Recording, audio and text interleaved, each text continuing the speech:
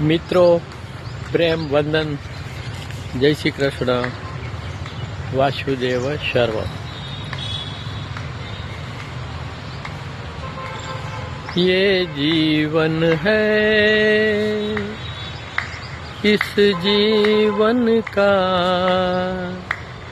यही है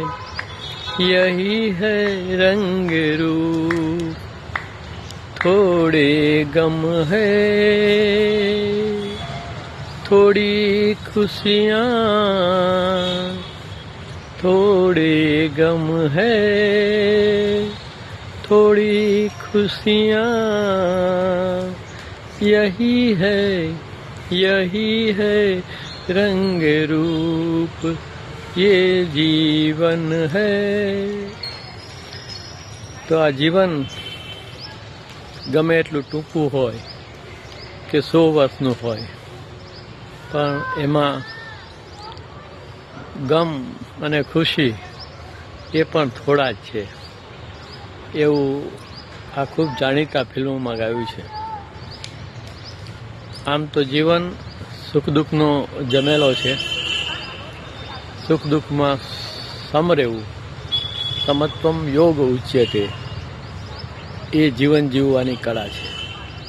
બાકી સામાન્ય જીવન તો 50 વર્ષનું હોય કે 100 વર્ષનું જતું જ રહે છે। એક નાનકડી આધ્યાત્મિક રચના છે કે જેમ આવ્યા એમ જતા રહેવાનું, જેમ આવ્યા એમ જતા રહેવાનું, ચૂંકે ચા કર્યા વિના જતા રહેવાનું। તમે ચૂંકે ચા કરો તોય તમારી વેદના જ રહે છે, અને ચૂંકે ચા ન કરો તો વેદનાનું રૂપાંતરણ કરી અને તમે દિવ્ય ઉચ્ચતર ભાવોમાં પણ રહી શકો છો। કે જેમ આવ્યા એમ જતા રહેવાનું, ચૂંકે ચા કર્યા વિના જતા રહેવાનું, કે માત્ર હોવાનું અને જોવાનું, માત્ર હોવાનું અને જોવાનું। વાત સાવ સીધી સાદી છે।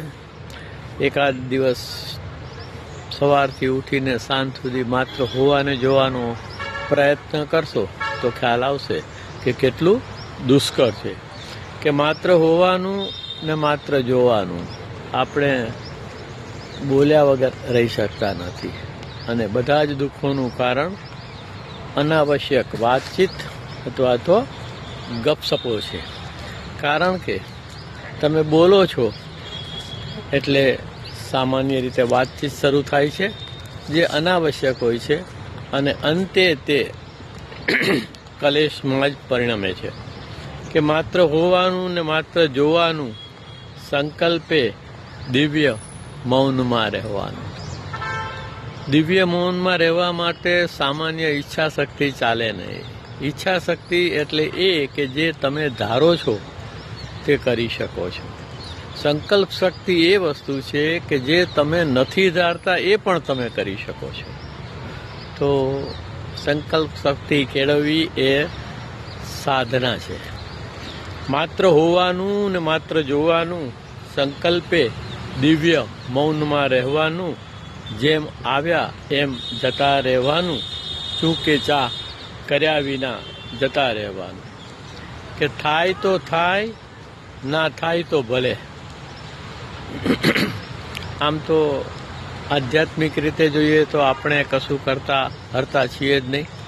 કરતા હરતા તો ગુણો અને પ્રકૃતિ જ છે। આપણે સકટનો ભાર તાણતા હોય એવી આપણી સ્થિતિ છે। સકટનો ભાર જેમ શ્વાન તાણે।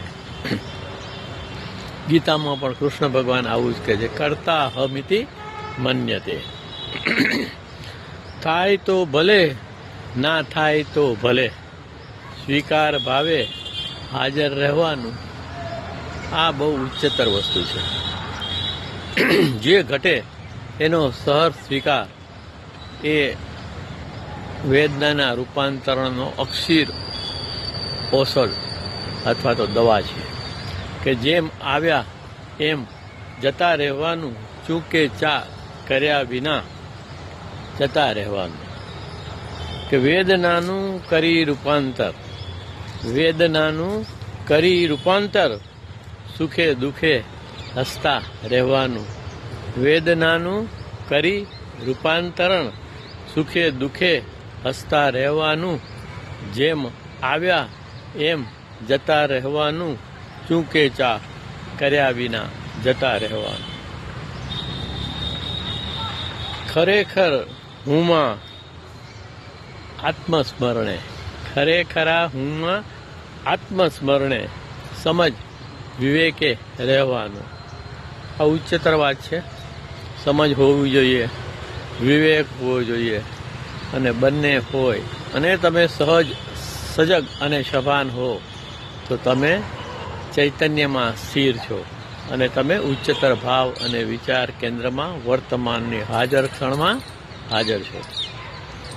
કે ખરેખરા હુંમાં આત્મસ્મરણે, સમજ ને વિવેકે રહેવાનું, જેમ આવ્યા એમ જતા રહેવાનું, ચૂકે ચા કર્યા વિના જતા રહેવાનું. કે કંઈ નથી ને ના કંઈ થવાનું, કંઈ નથી ને ના કંઈ થવાનું, ઓછો પેઠે સહજ રહેવાનું. કંઈ નથી ને કંઈ નથી થવાનું, કંઈ નથી ને ના કંઈ થવાનું, ઓછો પેઠે સહજ વહેવાનું.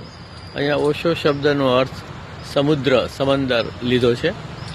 કે જેમ આવ્યા એમ જતા રહેવાનું, ચૂકે ચા કર્યા વિના જતા રહેવાનું. પ્રેમ વંદન, જય શ્રી કૃષ્ણ, વાસુદેવ સર્વમ.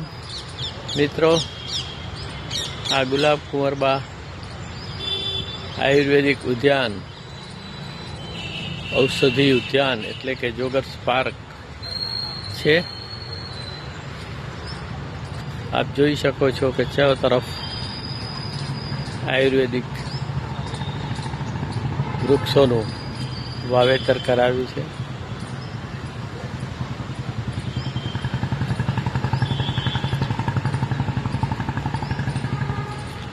तो ये जीवन है, ये जीवन का यही है रंग रूप, थोड़े गम है थोड़ी खुशियाँ, यही है रंग रूप, ये जीवन है.